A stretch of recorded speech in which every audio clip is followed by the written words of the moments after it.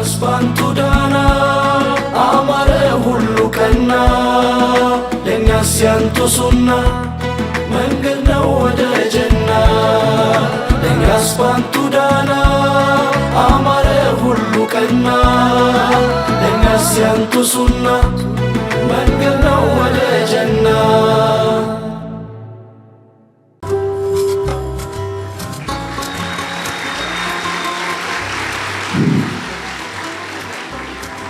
تجلى مولد الهادي وعمت بشائره البوادي والقصابا وأسدت للبرية بنت وهب يدا بيضاء طوقت الرقابا أبا الزهراء قد جاوزت قدري بمدحك بيد أن لي انتصابا فما عرف البلاغة ذو بيان إذا لم يتخذك لك كتابا ملكت المادحين مدحت المالكين فزدت قدرا فحين مدحتك اقتدت الصحابة الحمد لله أكرمنا بخير كتاب أنزل وشرفنا بخير نبي أرسل وصلى الله وسلم وبارك عليه وعلى آل بيته وأصحابه وأمته الذين آمنوا به وعزروه ونصروه واتبعوا النور الذي أنزل معه أولئك هم المفلحون فصلى الله وسلم وبارك عليه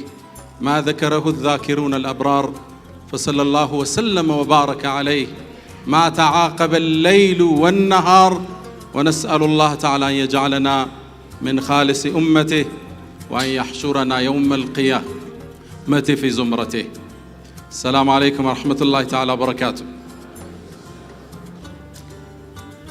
بالاس فقدم لاسقوماچو ነኝ بسم الله እስኪ ሙቋቸዋል ነፈስ እስኪ صلوات يالنا اللهم صل وسلم وبارك على نبينا محمد اللهم صل وسلم وبارك على نبينا محمد اللهم صل وسلم وبارك على نبينا محمد مرحبا بكم እንደምታውቁት ከክፍለ ዘመና ዓመታት በፊት ረቢዑል አወል ላይ በአንድ ቀን ውስጥ ሁለት ፀሐዮች ወደ ምድር ፈንጥቀዋል። የመጀመሪያዋ የምድሪቱ ፀሐይ ጠዋት ወጣ ማታ የምትገባው፣ ሁለተኛው የሁለቱም ዓለም ፀሐይ የከውኑ ነጋሴ የሰው ልጆች ግርማ የፍጥረቱ ሞገስ የነቢያት ፈርጥ የሩሱሎች ካስማ ነቢዩና መሐመድ ሰለላሁ ዐለይሂ ወሰለም በዚህ ወር ውስጥ የተወለዱበት ወር ነው። ሰሉ ዐላ ረሱልላህ። ውልደታቸው ሲታወስ ሁለት ዋልታ ረገጥ አመለካከቶች እናያለን። የመጀመሪያው ክስተቱ ላይ ምንም እንዳልተከሰተ ምንም አይነት የአላህ ቀን እንዳልተከሰተ አያሙላህ የሚታለፍበት፣ ሌላኛው ደግሞ ልክ እንደ ዒድ የተያዘበት ሶላት ብቻ የቀረው ዒድ የመሰለበት ሁለት መሳሳቦችን ሁሌ እናያለን።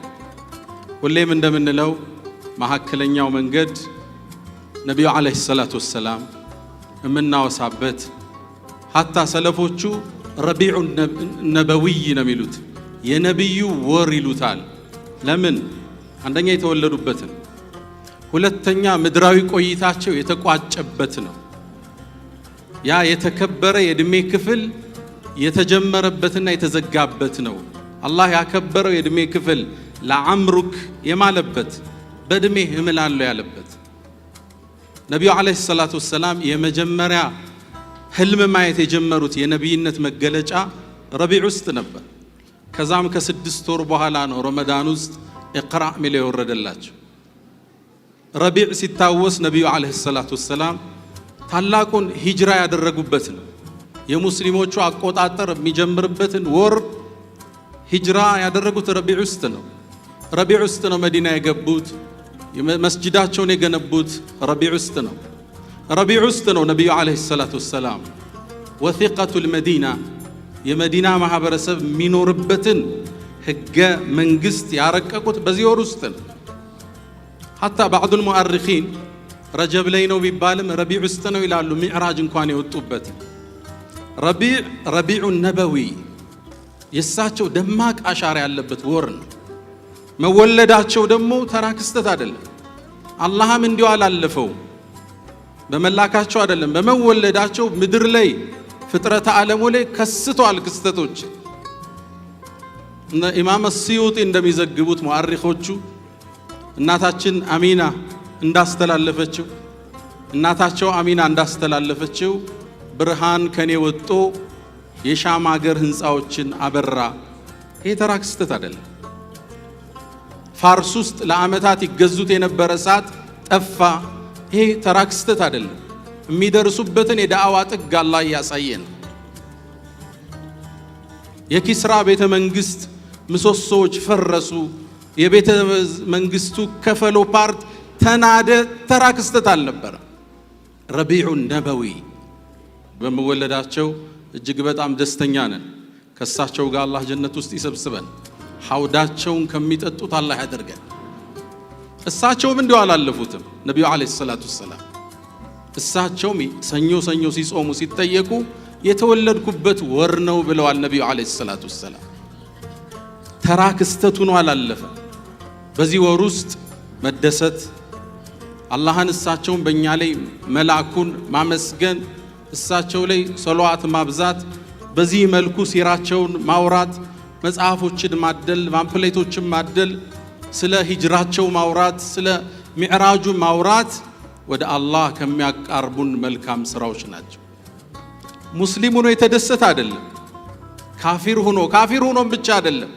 እሳቸው ላይ የአመፅ ዱላ ያነሳው አቡ ለሃብ በእሳቸው መወለድ በመደሰቱ እኮ ትንሽ ሽልማት አግኝቷል።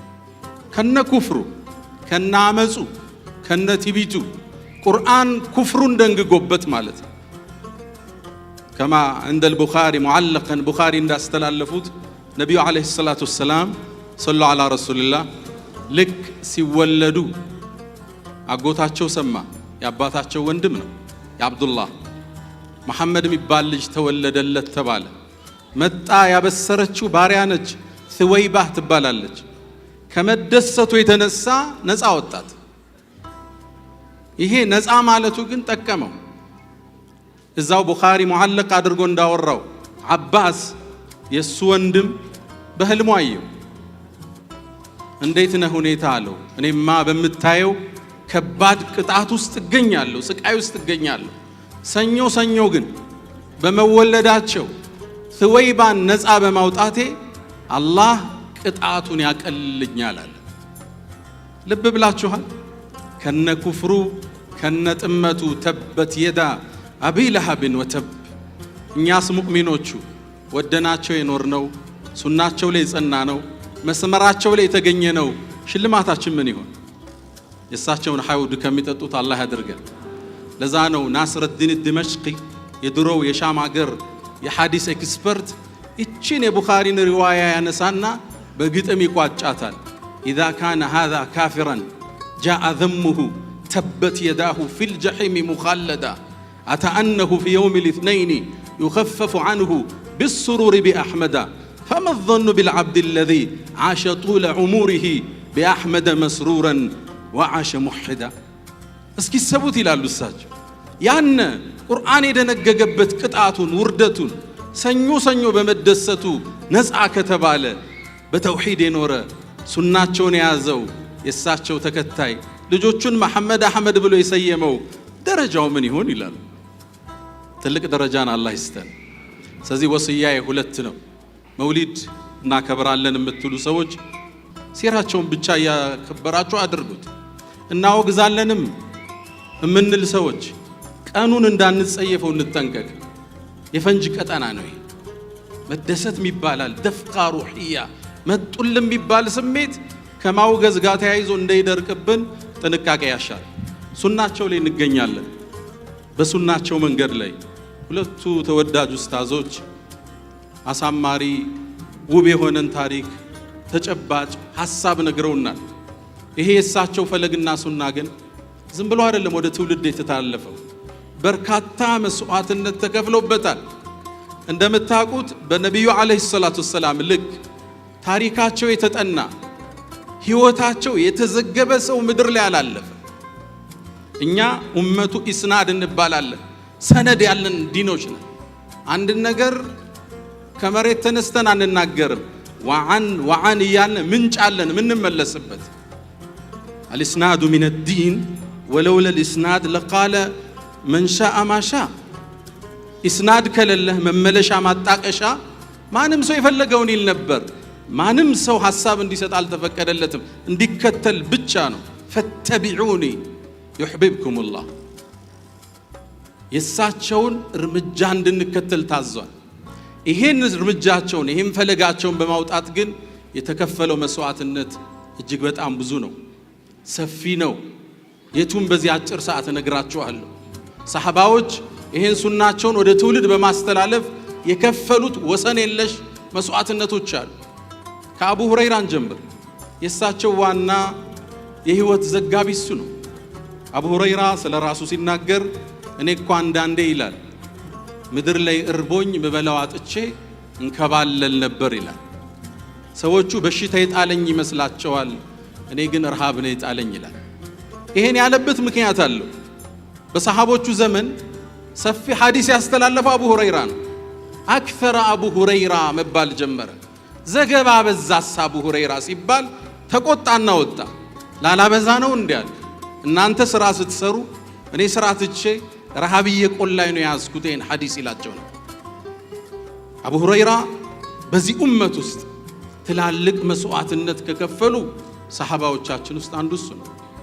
በታቁት አንድ ዘገባ አለ አቡ ሁረይራ አንዴ እርቧቸው መንገድ ላይ ቆመዋል ስለዚህ አንድ ሰው ወስዶ ቤት እንዲጋብዛቸው ፈልገዋል ልብ በሉ ለሱናቸው የተከፈለ መስዋዕትነት ታዲያ ምን ይላሉ ዑመር መጣሉ ዑመር መጣና እማቀውን የቁርአን አንቀጽ ጠየቅኩት አሉ ትንታኔ አልፈለኩም ወደ ቤት ተከተለኝ እንዲላይ ፈልጌ ነው አለ ዑመርም የቁርአኑን ትንታኔ ሰጠኝና ወደ ቤቱ ገባ ከዛ አቡበክር ስዲቅ መጣ ያውን ጥያቄ አቀረብኩለት መልሶ ተከተለኝ እንዲላይ ነው እንጂ ሐዲሱ ምናልባት ከአቡበክር በላይ አቡ ሁረይራ ያውቀዋል ትርጉሙ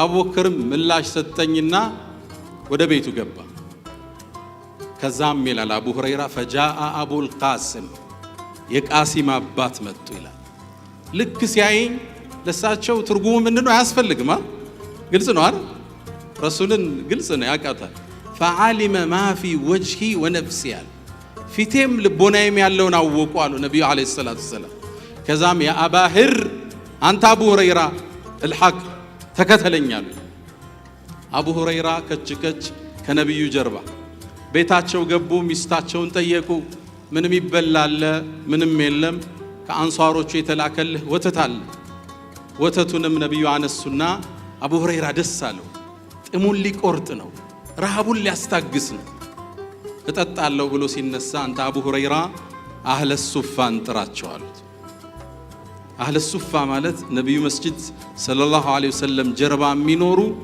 በኢኮኖሚ ደካማ ናቸው ቤት የላቸው ትዳር የላቸው አቡ ሁረይራም ተገስኩ ይላል ከዛ ሁሉ እኔ ምን ሊተርፈኝ ነው ግን ትእዛዝ ነው ጠራዋል ደግሞ ተሰልፈው መጡ ስለዚህ ሁለቱ እንደጠጡት ያልቃል አለቀ ሰው መጀመሪያ መጠጣት አለበት ወተቱን ተቀበልከዋል ነብዩ አለይሂ ሰላቱ ሰላም አጠጣቸው አሉኛል ተስፋው ጨለማል ከዛም ተቀበለኝ ይላል አንዱ ይጠጣል አያልቅም ለሌላው ይሰጣል አይጎልም ሶስተኛው ሁሉም ጨረሱ አቡ ሁረይራ ይህን ተአምራ ይህ ሙዕጅዛ ከዛም ወጣው ሲሄዱ ብርጭቆውን ይዞ መጥቶ የአላህ መልእክተኛ ሁሉም ጠጣ አልኳቸዋል ፈገግ ብለው አዩኝና ጠጣል ጠጣዋል በቃይ ስላቸው ጨምራሉኝ ጨመርኩ አሁንም በቃኝ አልኳቸው ጨምራሉኝ ጨመርኩ አራተኛ ጨምራሉኝ ወለዚ በዓሰከ بالحق لا اجد له مسلكا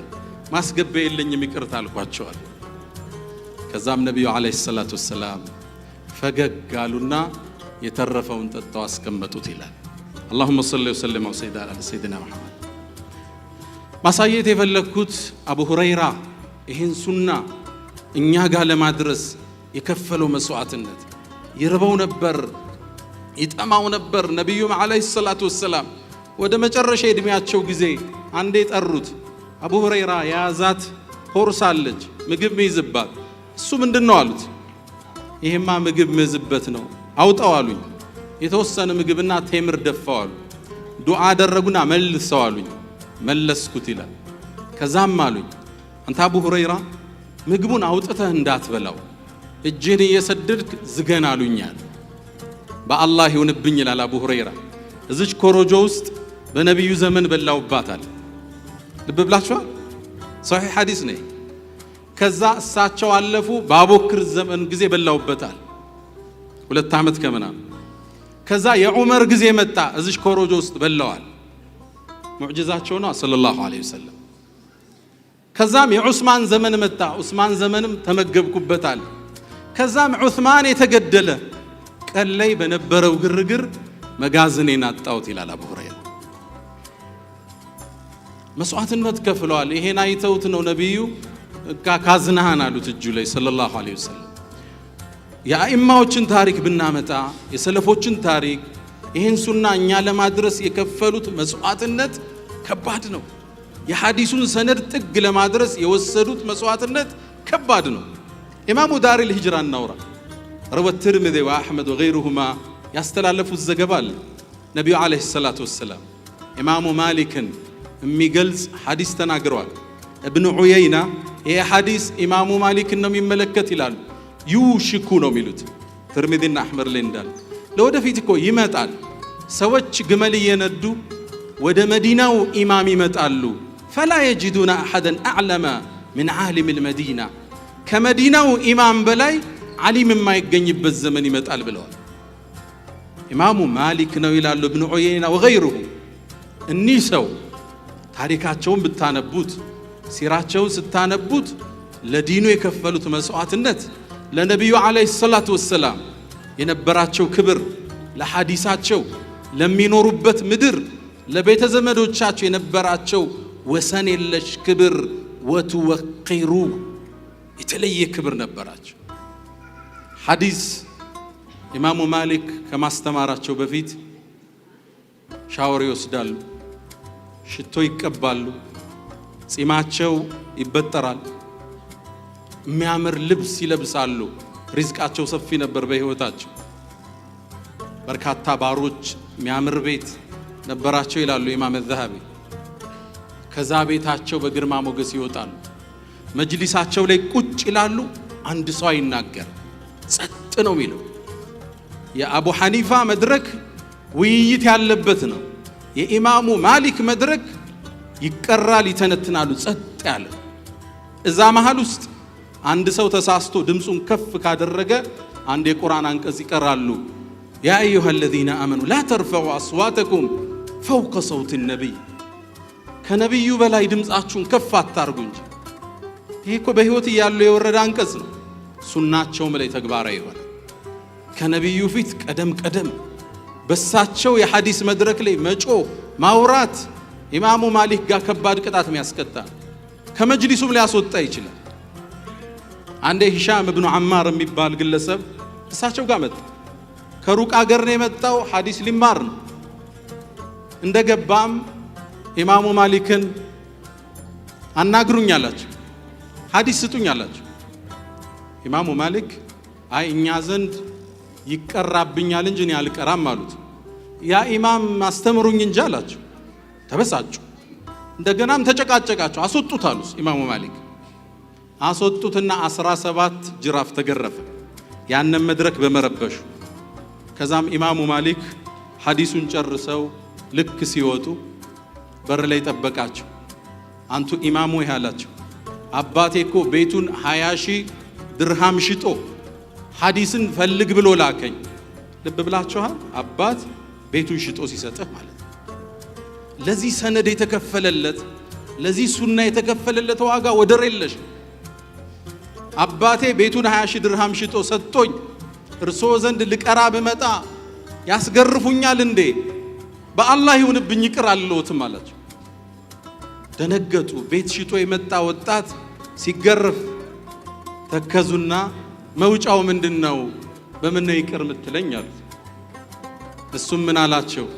በመቱ ይልቅ ሐዲስ ይንገሩኝ አላቸው። ልብ ብላችኋል? እሳቸው ቆሙና 17 ሐዲስ ከነሰነዱ ነገሩት። ያንን ጻፈ ሸምደድ ዳረገና ያ ኢማም አላቸው አሉት። ዱላው ይጨመር ሐዲሱም ይጨመረኝ አላቸው። ፈገግ አሉና በሉት አሉት። ዱላ ወስደውለታል። ለዚህ ሰነድ በእርጋታ አስተምረውታል። ይህን ሰነድ ታስረውለታል፣ ተገርፈውለታል ለሚያምኑበት መስመር። ኢማሙ ማሊክ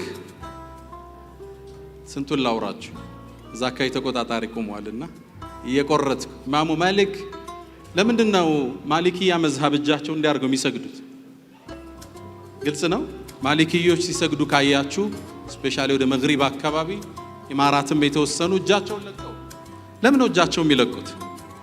ታሪኩ እንዲህ ነው። በሳቸው ዘመን በተለይ የኡመውያዎቹ ስርወ መንግስት አልፎ አባሲያዎቹ ሲተካ እሳቸው በ93 ሂጅሪያ ላይ ነው የተወለዱት።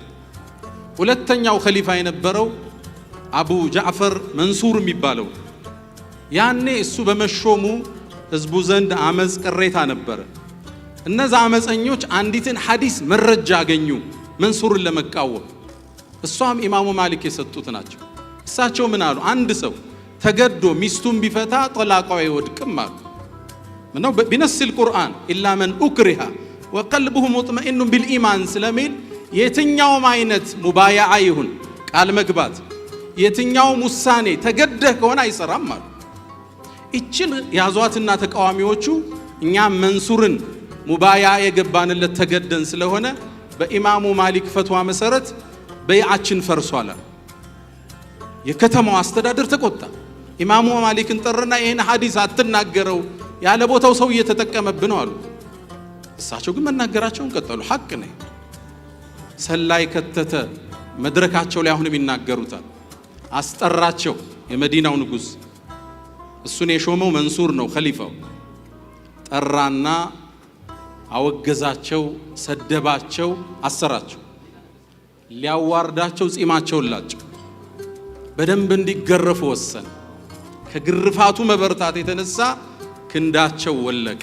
ኢማሙ ማሊክ ረዲየላሁ ተዓላ ታዲያ አንድ እጃቸውን ለማንሳት በአንዱ መደገፍ የግድ ይላቸው ነበር። ከተፈቱም በኋላ ሶላት ሲሰግዱ እጃቸውን ጣል ያረጉት ነበር። ተከታዮቻቸው ይሄን አይተው ነው ማሊኪያ መዝሐብ ላይ እጅ የሚለቁት አሉ። የነሱ መዝሐብ መስራቾች ዱላ የተገረፉበት፣ እጃቸው የተዘነጠለበት፣ የተራቡበት፣ የተጠሙበት ሁሉም መስዋዕትነት ከፍለዋል። ወደ ኢማም አልቡኻሪ ብትመጡ የከፈሉት መስዋዕትነት ብዙ ነው። ኢብኑ ከሲር አይናቸው የጠፋ በመጽሐፍ ብዛት ወደ መጨረሻ እድሜያቸው። ኢብኑ ሐዝም ከሀገር ተባረዋል። ጦበሪም ተመሳሳይ ገጥሟቸዋል። ኢማም አልቡኻሪ ከህዝብ ተገለው ነው ያለፉት። ኢብኑ ተይሚያን እስር ቤት ውስጥ ታገኙታላችሁ። ኢማም አህመድ ተገርፈዋል። ኢማሙ አቡ ሐኒፋ እስር ቤት ውስጥ እዛው ነው እሳቸው ህይወታቸው ያለፈው። ሁሉም አኢማዎች ለዚህ የእሳቸው መንገድ ለእሳቸው ጎዳና ሁሉም ከፍለውለታል። ጥያቄው አንድ ነው። እኛ ምንድነው የከፈልለት?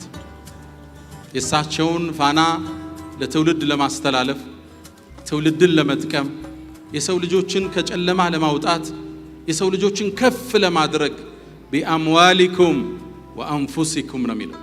መቋጫዬን ኢማም አልቡኻሪ ላድርግ። ኢማም አልቡኻሪ ታሪካቸው ሰፊ ነው ታውቃላችሁ። ይሄ ቡኻሪ የሚባለው ኪታብ ያልተደጋገመ 2600 የተደጋገመ 7500 አካባቢ ነው ሐዲሱ።